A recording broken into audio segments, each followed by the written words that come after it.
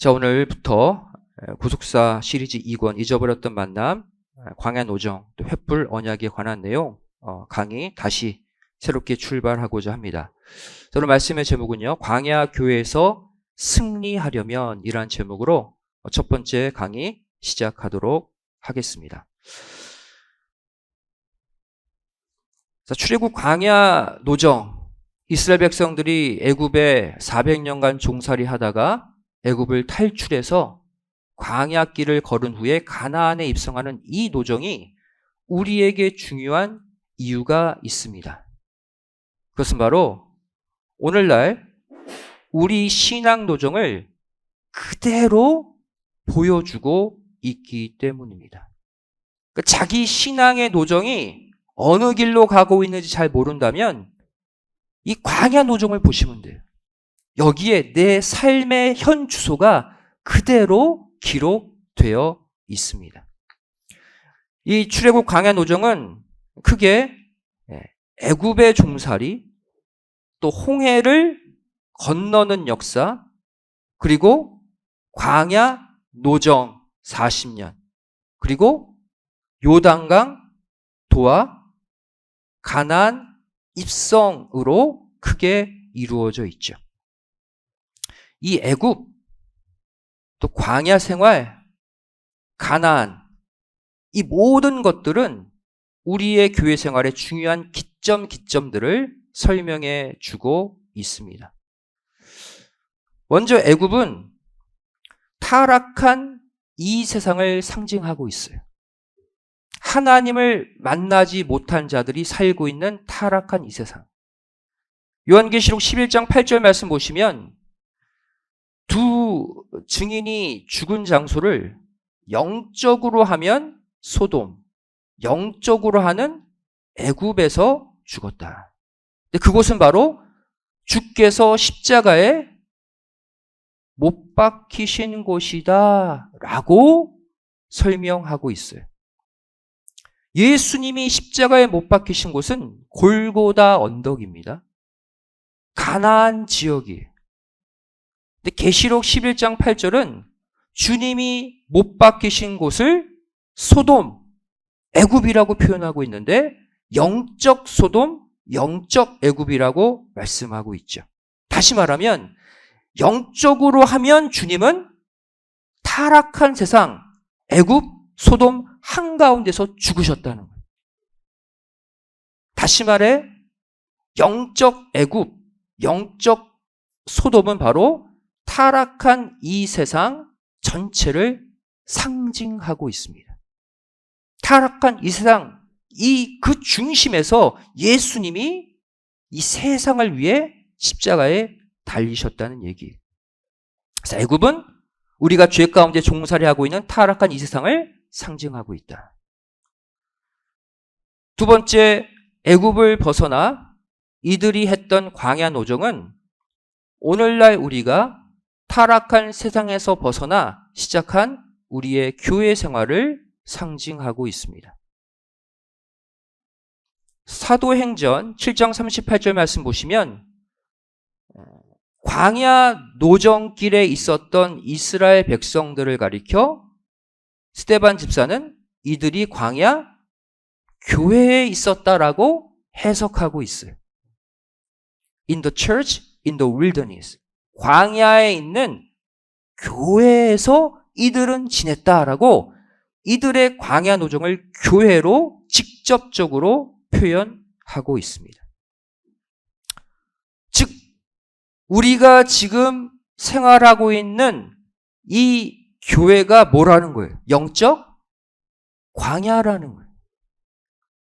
여러분, 광야교회에서 세상 양식을 추구하면 당연히 스트레스 받습니다. 왜? 광야에는 세상 양식이 없어요. 우리의 교회 생활에도 가만히 보면 교회 오면 뭐만 받아요? 하늘의 양식, 만나만 풍성해요. 그런데 중요한 것은 이 영적 만나 말씀 안에 이 땅의 양식이 또 다 들어있다는 거예요. 그래서 이 교회는요, 신비로운 곳입니다. 겉으로는 세상 물질 양식이 없는데 말씀을 받다 보면 그 안에서 이 땅의 모든 것을 함께 받을 수 있는 곳이 교회인 거예요.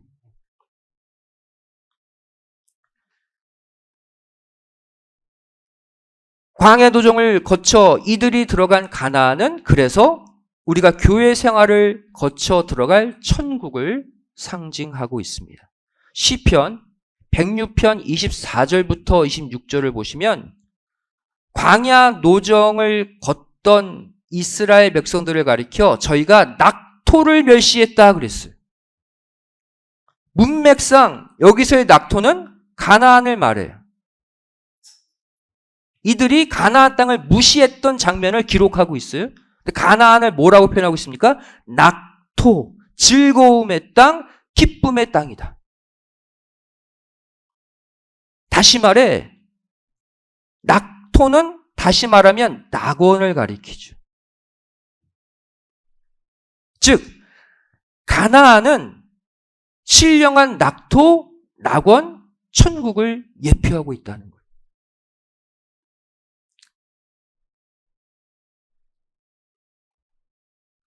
낙토, 낙원, 천국의 예표가 가나안이다. 그래서 고린도후서 12장 4절 말씀 보시면 사도 바울이 고백하죠. 나는 낙원으로 이끌려 올라갔다. 낙토로 이끌려 올라갔다. 천국으로 이끌려 올라갔다는 거예요. 적과 꿀이 흐르는 진짜 가나안은 이 땅이 아니라 낙원, 하늘세계, 천국이라고 성경이 말씀하고 있어요. 여러분 찬송가 291장 보시면 후렴이 이렇죠. 며칠 후 무슨 강 건너가 만나리. 요단강 건너가 만나리. 찬송 부르잖아요. 요단강 건너면 가나안 땅인데 찬송가도 요단강 건너 들어가는 가나안이 천국이라고 찬송가도 말하고 있어요. 이게 보편적 성경의 진리입니다. 그래서 고린도전서 10장 1절부터 10절에 사도 바울이 이스라엘 백성들의 광야 노정을 언급하면서 내린 결론이 있어요.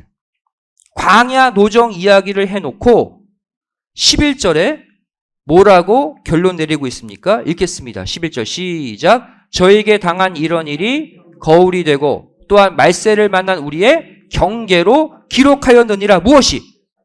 고린도전서 10장 1절부터 10절에 광야 노정이 오늘날 우리의 삶의 거울이 되고 우리의 삶의 경계의 사건들이라는. 즉 오늘날 우리의 신앙생활, 우리의 교회 생활 이야기가 광야 노정 이야기라는 거예요. 그러면서 사도 바울은 광야 노정의 최종 결론을 그 다음 구절인 고린도전서 10장 12절에 이렇게 말씀하고 있습니다. 함께 읽겠습니다. 시작. 그런즉 선줄로 생각하는 자는 넘어질까 조심하라. 이것이 광야 노정의 결론이에요. 선줄로 착각하는 자는 다 가나안 못 들어간다. 출애굽한 광야 1세대들의 생각이 어땠는지 아십니까? 이들은 하나님이 가나안 들여보내준다고 했기 때문에 당연히 자신들이 가나안 들어갈 줄 알고 애굽 탈출했어요. 그리고는 자만하고 불평했죠. 즉 선줄로 생각하고 광야 노정 걷고 있었어요. 그러다가 광야에서 다 멸절당했습니다. 오늘날도 마찬가지예요. 우리가 세상 애굽에서 나와서 하나님 믿는 교회 생활, 믿음 생활 시작했기 때문에 나는 천국에 당연히 들어간다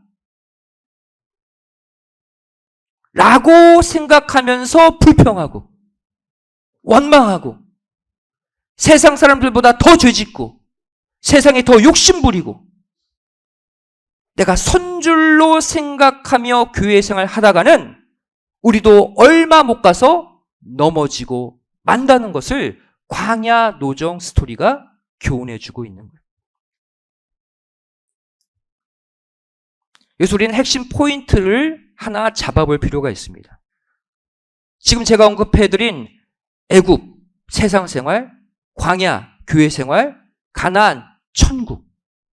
이 세 단계 사이에 이스라엘 백성들이 물을 건넜다는 사실이에요. 세 개의 단계 사이에 두 번의 물을 건넌 사건. 다음 단계로 나아가기 위한 뭔가의 과정을 보여주고 있어요. 이스라엘 백성들이 건넜던 두 번의 물, 오늘날 우리가 교회 생활, 광야 교회에 있으면서 받아야 될 두 번의 세례를 상징합니다. 두 번의 거듭남이 있어야 될 것을 말씀하고 있어요. 우리는 교회 생활 가운데 두 번의 세례, 두 번의 거듭남을 받아야 가나안 천국 가는 거예요.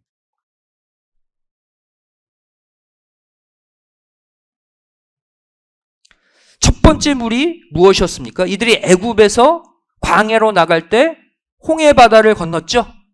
동풍으로 하나님이 바닷물을 갈라주셔서 마른 땅으로 건넜습니다. 이것은 오늘날 세상 애굽에서 교회로 나와 받아야 될 물 세례를 상징하고 있어요. 물 세례. 바로 이것은 거듭남의 시작을 의미합니다. 거듭남도 시작과 마침이 있어요. 거듭남의 시작은 우리가 예수님을 구주로 고백하고 내가 죄인임을 고백하는 물 세례를 받는 것이 거듭남의 시작이에요. 고린도전서 10장 1절 2절이 바로 홍해를 건넌 사건을 바울이 해석하고 있죠. 자, 읽겠습니다. 시작. 형제들아 너희가 알지 못하기를 내가 원치 아니하노니 우리 조상들이 다 구름 아래 있고 바다 가운데로 지나며 모세에게 속하여 구름과 바다에서 무엇을 받고? 세례를 받고. 분명 고린도전서 10장 1절 2절은 광야 노정 이야기를 하고 있어요. 이스라엘 백성들이 모세의 인도를 받아 갈라진 홍해 마른 땅 사이로 건넌 모습을 세례로 표현하고 있습니다. 우리가 받아야 될 물 세례 사건이라고 말씀하고 있어요. 그럼 두 번째, 이들이 건넜던 강, 물. 광야에서 가나안 들어가기 전에 또 요단강을 건넜죠. 요단강은 우리가 받아야 될 두 번째 세례, 성령 세례를 통한 거듭남의 완성을 의미합니다.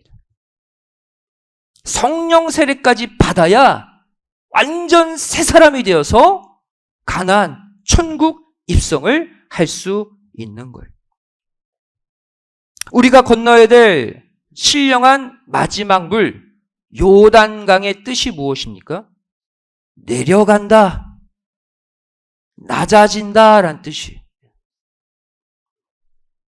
즉 마지막 성령 세례를 받고 마지막 교회 생활의 끝에 천국 입성할 수 있는 조건은 의외로 뭐다? 겸손이라는,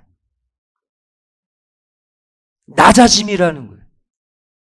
하나님 앞에 나는 죄인입니다. 완전 굴복하고 하나님의 주권을 인정해 드리는 철저한 겸손만이 마지막 성령 세례의 주인공 되어 천국 들어갈 수 있다는 거예요. 야고보서 4장 6절은 말씀하고 있습니다. 하나님은 교만한 자는 끔찍히도 싫어하셔서 물리치신다. 하나님은 말씀 열심히 받고 교회 생활 열심히 했지만 오히려 겸손하고 부족함을 고백한 자에게 은혜로 채워주신다라고 말씀하고 있어요. 여기서 겸손한 자에게 주시는 은혜는 무엇일까요? 바로 구원의 은혜. 광야 노정으로 비유하면 요단강을 건너는 은혜를 주시는 거예요. 왜? 요단의 뜻이 내려가는 자기 때문에. 겸손히 낮아진 자가 이 은혜를 받고 가나안 입성할 수 있다는 거예요. 그래서 이렇게 우리가 신령한 광야 노정에서 두 번의 물을 건너야 되는데 이것은 바로 뭐다? 물 세례와 성령 세례다. 이렇게 우리가 두 번 건너야 되는 물에 대한 종합적 정리 구절이 요한복음 3장 5절이에요. 사람이 물과 성령으로 나지 아니하면 다시 태어나는 거듭남이 없으면 하나님 나라 영적 가나안에 못 들어간다.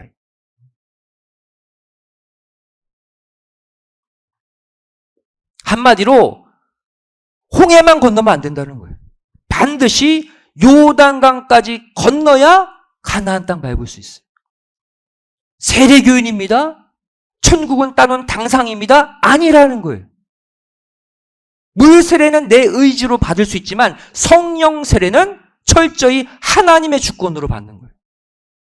내가 낮아지고 내가 죄인임을 고백하고 하나님의 주권을 내 안에 오게 하기를 간절히 열망하는 자에게 하나님이 성령 세례를 부어주시고 나를 정복하시고 지배하시는 거예요. 그때 우리는 진정 거듭나서 천국 입성이 가능해지는 거예요. 그렇다면 우리가 두 번의 물을 건너야 하는데 홍해를 건너는 홍해도하와 요단강 도하와의 차이점이 있습니다. 이것은 오늘날로 말하면 물 세례만 받은 자와 물 세례와 더불어 성령 세례까지 받은 자와의 차이점을 보여주고 있어요. 첫 번째 차이가 무엇입니까? 시점의 차이죠. 홍해는 언제 건넜어요? 이스라엘 백성들이 광야 노정 초반부에 건넜죠. 총 42번 진을 치는데 그 중에 세 번째 진친 믹돌 앞에서 홍해가 갈라지고 홍해를 건넜어요. 광야 초기 때. 이것은 바로 신앙생활의 시작 부분을 가리킵니다. 오늘날 우리가 신앙생활 출발하면서 물세례 받잖아요. 신앙생활 출발하면서 받는 물세례 사건을 홍해 사건이 보여주고 있다면 요단강은 이들이 언제 건넜습니까? 광야 노정 맨 끝부분에 건넜어요. 광야의 마지막으로 진친 41번째 모압 평지에서 갈라진 요단강을 건너 42번째 길갈 가나안 안에 진을 치게 되죠. 이 요단강은 무엇을 가리킵니까? 우리의 신앙생활의 끝부분을 가리켜요. 우리 신앙생활의 성숙기를 가리킵니다. 신앙생활의 최고 성숙한 단계, 성령 세례를 받는 단계를 가리켜요. 이렇게 시점이 분명히 다르다. 두 번째 차이가 무엇입니까? 이스라엘 백성들을 이끄는 리더의 차이가 있어요. 누가 리더해서 이 물을 건넜느냐? 홍해는 누가 리더였어요? 모세가 지팡이를 내밀어서 물을 갈랐죠. 이것은 오늘날로 말하면 우리의 교회 생활의 초반부, 리더만 따라다니는 수동적 신앙의 모습을 보여주고 있습니다. 전 교회 생활하면요, 스스로 뭐가 뭔지 몰라서 전도자만 따라다니잖아요. 목사님이 하는 말만 이렇게 듣고 그렇게 하면 되나? 바로 그 단계가 홍해를 건너는 단계라면 더 성숙한 단계. 요단강을 건너는 리더는 누구였어요, 이 당시? 요단강을 건널 때 여호수아가 리더였음에도 불구하고 여호수아가 앞장서지 않고 법궤를 맨 제사장들이 앞장서서 물을 갈랐다는 거예요.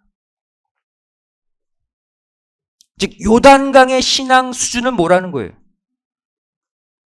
내가 말씀의 법궤를 맨 말씀의 리더가 되는 능동적인 신앙을 요구하고 있습니다. 리더는 있어요. 교회 목사님, 목회자도 있어요.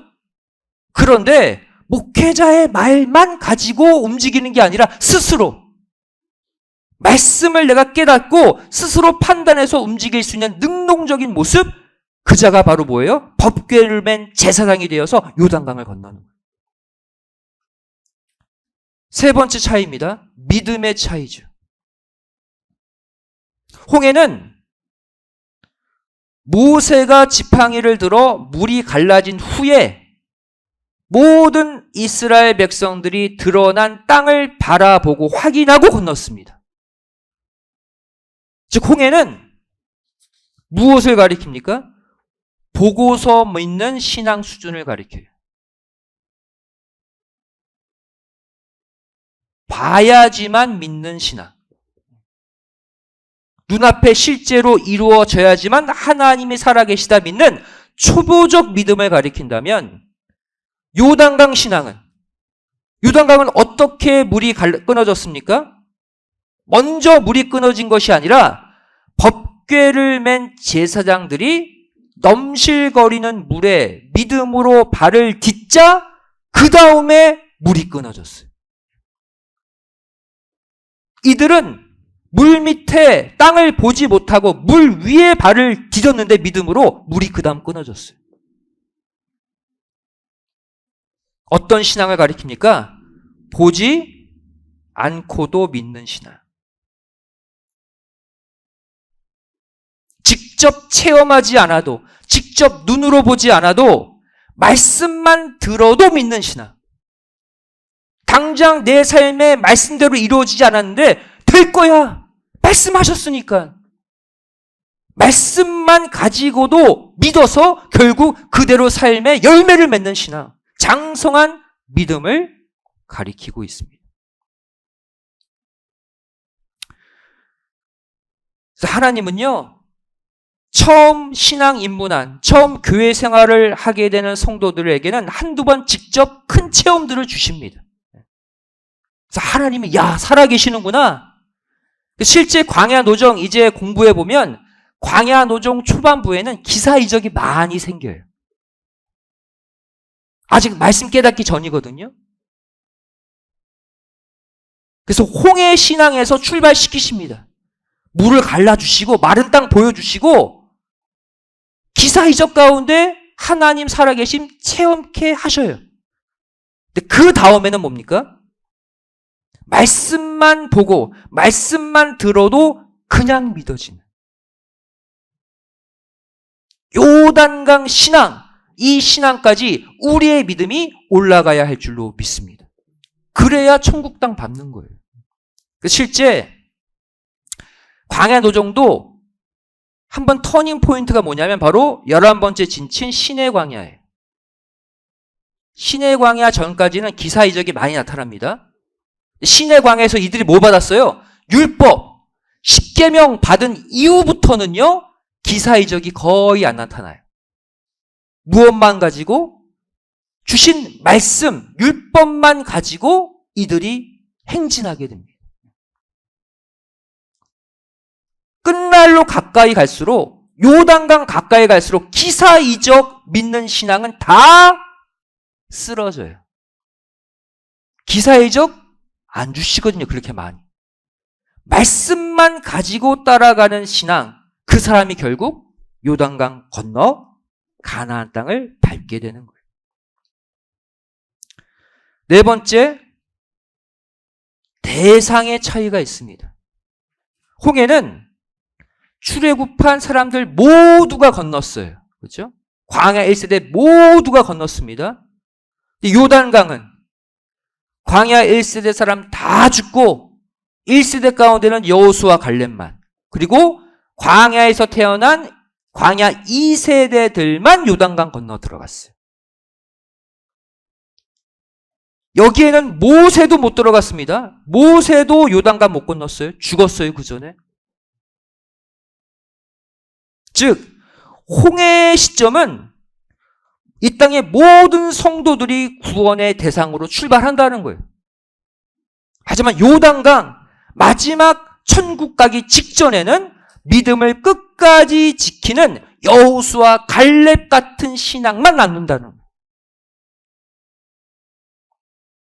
바로 우리 교회 생활의 시작과 끝부분을 정확히 두 가지 물의 모습이 보여주고 있습니다.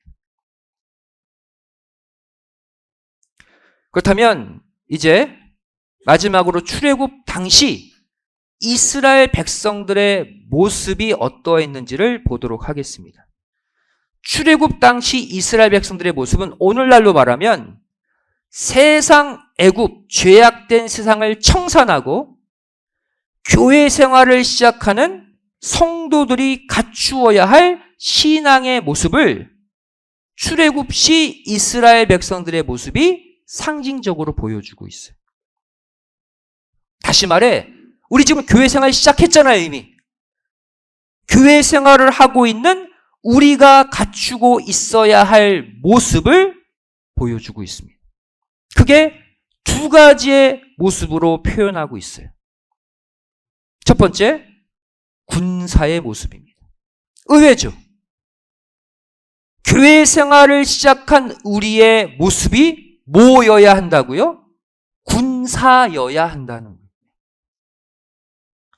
군인 의식을 가진 자가 교회 생활 잘해요.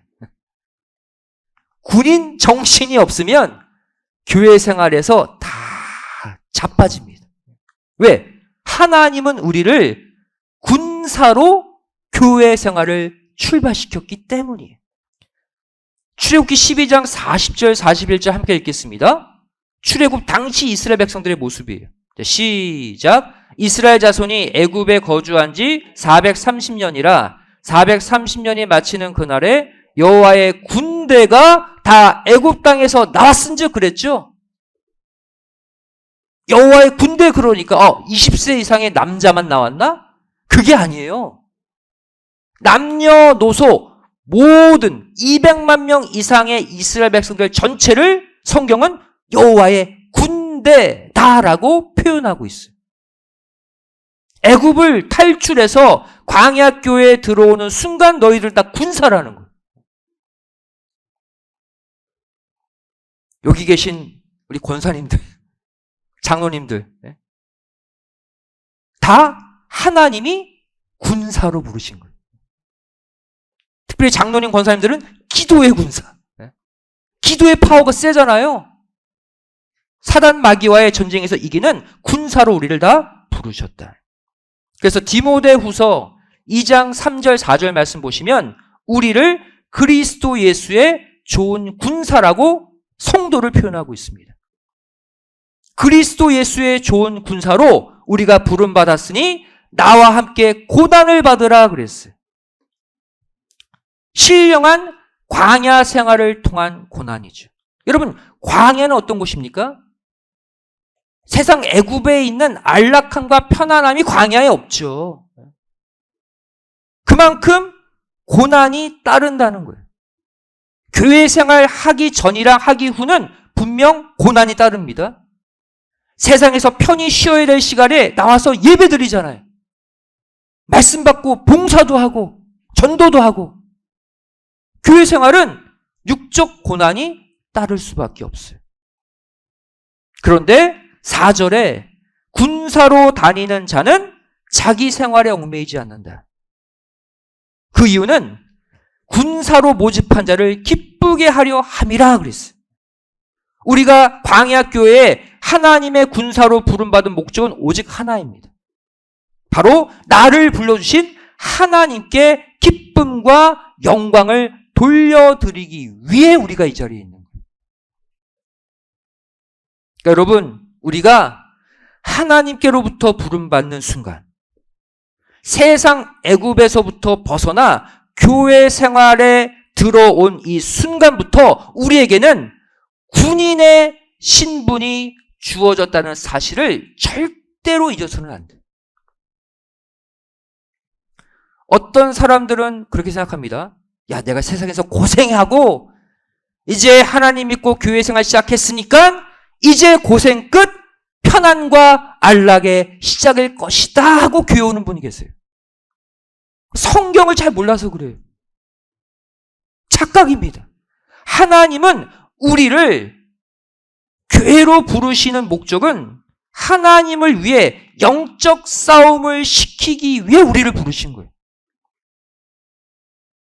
교회 생활하면 다 편안해지겠지, 안락해지겠지 라고 생각하는 사람들은 다 넘어지고 시험 드는 거예요. 여러분, 군사가 승리하는 가장 중요한 조건이 뭔지 아십니까? 적이 누군지를 분명히 알아야 이길 수 있어요. 같은 아군에게 총을 쏘면 그 전쟁 집니다. 우리가 싸워야 될 대상이 어디입니까? 우리가 군사로 부름받았다면 싸움의 대상이 있을 거 아니에요. 싸움의 대상은 내 가정이 아니에요. 내 남편, 내 아내, 내 자녀가 아니에요. 내 이웃이 아니에요. 내 직장 사람들이 아니에요. 교회 동료가 아니에요. 에베소서 6장 12절은 우리의 싸움의 주적, 그 대상은 세상 어두움의 주관자, 하늘에 있는 악한 영이다라고 분명히 말씀하고 있어요. 세상 악령, 사단, 마귀만이 우리의 적이라는 거예요. 그래서 계시록에 계속해서 반복적으로 등장하는 단어가 무엇입니까? 이기는 자예요. 계시록 2장 7절, 11절, 17절, 26절, 3장 5절, 3장 12절, 21장 7절. 완전수 7번이나 이기는 자는 말세 성도의 별칭으로 이기는 자라고 표현하고 있어요. 이긴다는 것은 바로 뭐예요? 싸움을 한다는 거잖아요. 그러니까 마지막 때 계시록은 구원받는 자를 가리켜 싸워서 이기는 군사라고 동일하게 말씀하고 있는 거예요. 이 시간 우리가 교회 생활을 시작하면서부터 부여받은 군사, 이 군사의 사명을 가지고 반드시 세상 거짓 영과의 싸움에서 승리하는 모두가 되시기를 주님의 이름으로 축원드리겠습니다. 두 번째, 출애굽 당시 이스라엘 백성들의 모습은 바로 교회 생활을 시작하는 우리에게 사명자의 모습을 각인시켜주고 있습니다. 우리는 교회로 부름받은 순간 군사의 신분을 갖고 사명자의 신분을 갖게 되는 거예요. 성경에서 말하는 사명자의 모습은 허리에 띠를 띤 모습이라고 표현하고 있어요. 성경에서 허리에 띠를 띠다, 바로 일하는 자의 모습을 가리킵니다.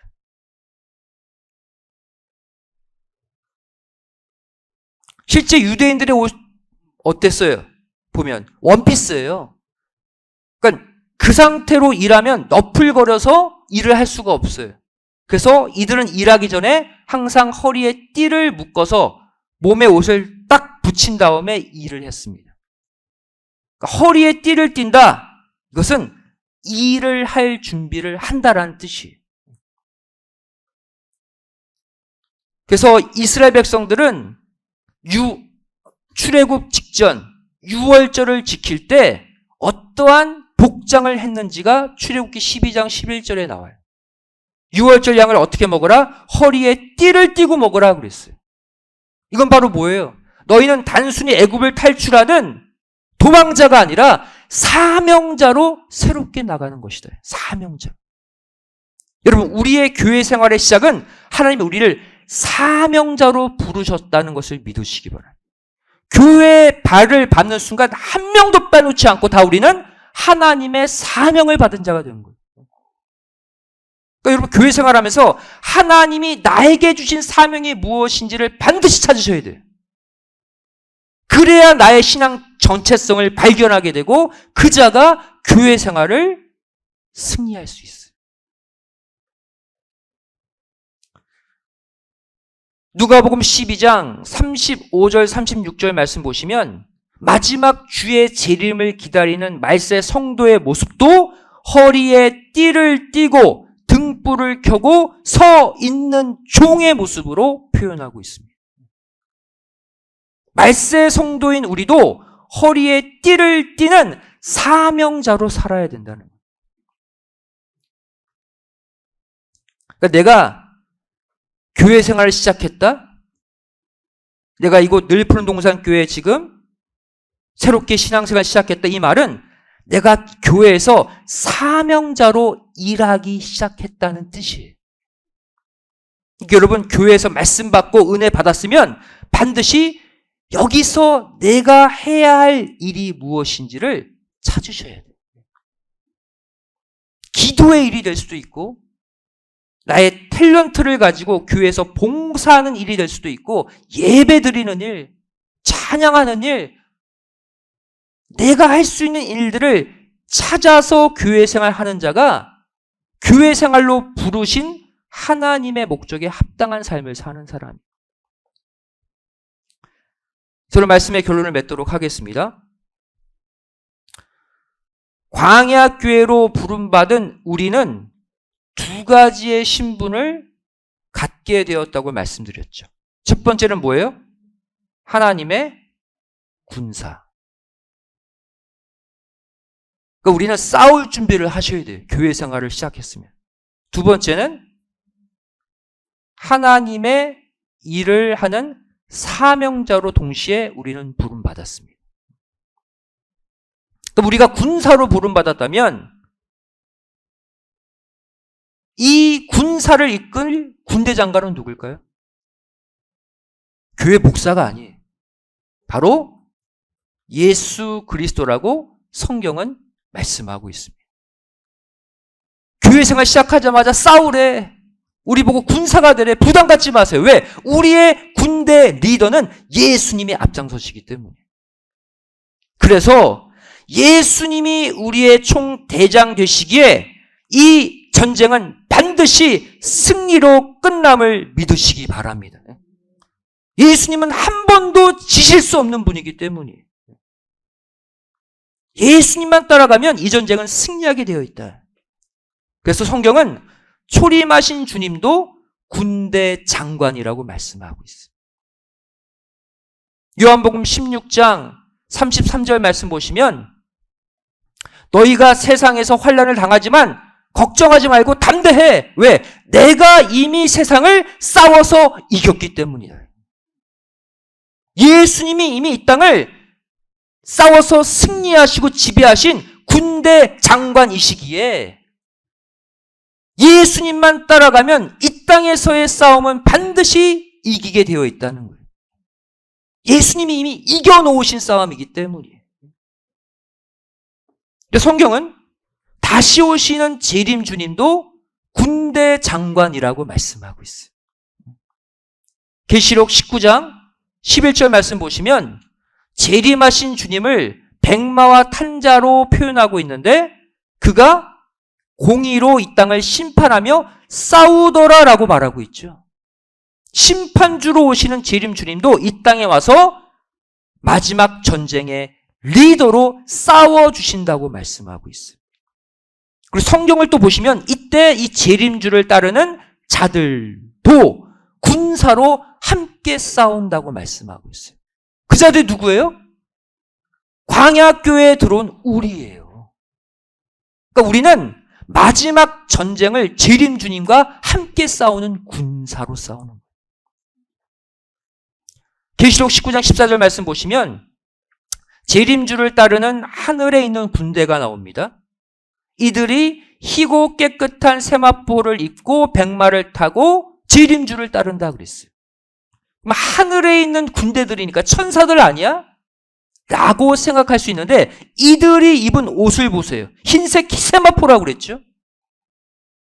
계시록 19장 8절에 이 세마포를 설명하고 있어요. 이 세마포는 뭐다? 성도들의 옳은 행실이다. 그러면 이 세마포를 입고 있는 하늘에 있는 군대들도 바로 뭐예요? 성도들이라는 거예요. 마지막 영적 싸움을 하는 광야교회의 성도인 우리, 하지만 재림 주님이 우리 앞장서서 싸워주고 계시기에 걱정 말고 그 싸움에 뛰어들라는 거예요. 그런데 중요한 것은 군사로 부름받은 우리가 입어야 될 세마포가 바로 뭐다?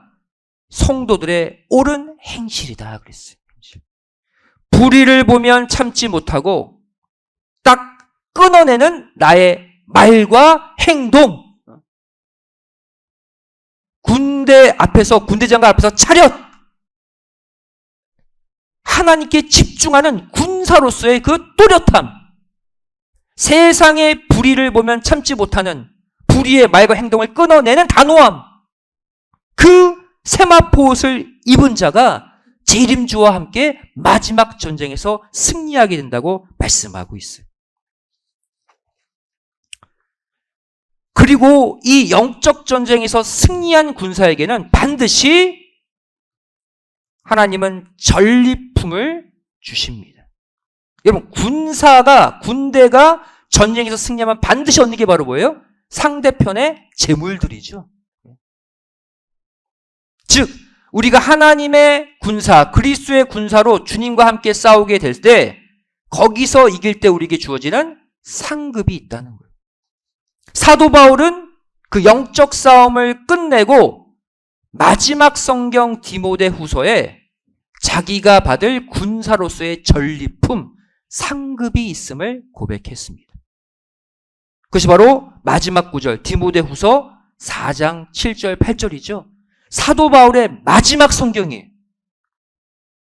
그럼 우리의 교회 생활의 마지막 고백이 바로 디모데 후서 4장 7절 8절이 되어야 돼요. 자, 우리 믿음으로 이 마지막 구절 함께 읽겠습니다. 시작. 내가 선한 싸움을 싸우고 나의 달려갈 길을 마치고 믿음을 지켰으니 이제 후로는 나를 위하여 의의 면류관이 예비되었으므로 주 곧 의로우신 재판장이 그날에 내게 주실 것이니 내게만 아니라 주의 나타나심을 사모하는 모든 자에게니라 바울이 고백하고 있어요. 내가 선한 싸움을 싸우고 무슨 말이에요? 자신도 군사라는 거예요. 그리스도의 군사로 부름 받았다는 거예요. 근데 믿음을 지키고 이 영적 싸움에서 이겼대요. 그래서 훗날 나를 위해 의의 면류관이 예비되었다. 상급, 전리품이 주어진다는 얘기죠. 근데 바울만이 아니에요. 나뿐만 아니라 주의 나타나심을 사모하는 너희들 모두도 나처럼 마지막 상급을 받는 군사들이 될 것이다. 마지막 이렇게 고백하고 바울이 순교당한 거예요. 여러분, 이 놀라운 하늘의 상급 우리도 분명히 바라보시고 이번 주 남은 3일도 이곳 광야교회 안에서 그리스도의 군사로서 믿음의 선한 싸움 싸워 승리하시기를 주님의 이름으로 축원드리겠습니다. 기도하시겠습니다. 사랑하신 아버지 하나님 감사드립니다. 저희들에게 세상 타락한 애굽의 죄의 종 아래서 건져주시고 이렇게 신령한 광야교회 광야의 생활을 우리에게 할 수 있도록 우리의 모든 삶을 인도해 주신 은혜 감사드립니다. 저희를 하나님의 군사로 살게 하여 주시고 하나님의 일을 하는 사명자로 살게 하여 주셔서 이 교회 생활에서 반드시 겸손함으로 끝까지 하나님의 주권을 인정함으로 홍해를 건너 요단강을 건너 가나안 천국에 입성하는 승리하는 군사들 되게 하여 주시옵소서. 내일부터 다시 세상과의 전쟁으로 나아갑니다. 아버지 하나님, 사랑의 주님이 군대장관이 되어 주셔서 남은 3일도 세상과의 전쟁에서 승리하고 주일날 다시 만나는 모두가 되게 하여 주시옵소서.